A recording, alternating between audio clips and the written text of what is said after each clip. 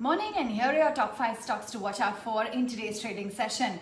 Well, let's begin with results. Can Fin Homes has come out with its numbers, a 15% growth in its net profit.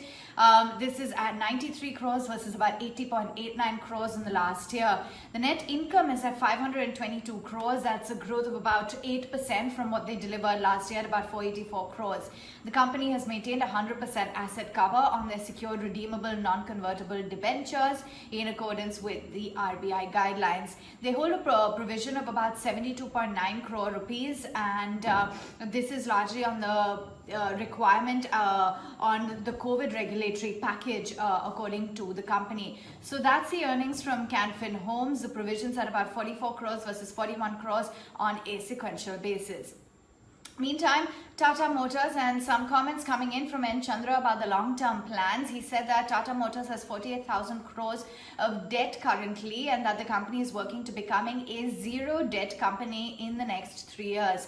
In fact, the investment of the group has been cut by nearly 50% last year, and they will continue to cut investments. One way of cutting debt will be to unlock value from their non-core assets. In fact, N. Chandra went on to say that the idea is to prune the portfolio and very tight capital allocation in both Tata JLR as well as Tata Motors. The plan is to make the PV business EBITDA positive this year, and there's absolutely no truth in Tata Motors looking to exit the passenger vehicle business.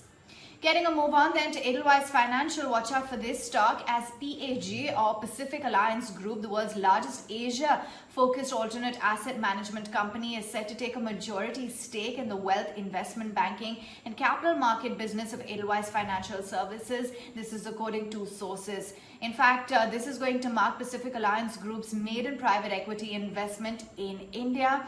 The businesses come under the omnibus umbrella of wealth management in Edelweiss, and PAG is likely to pick up a 51% stake in this new entity that is being created by carving the business area that is housed in Edelweiss Global Investment Advisors, or EGIA, for about 2,200 to 2,500 crores according to sources.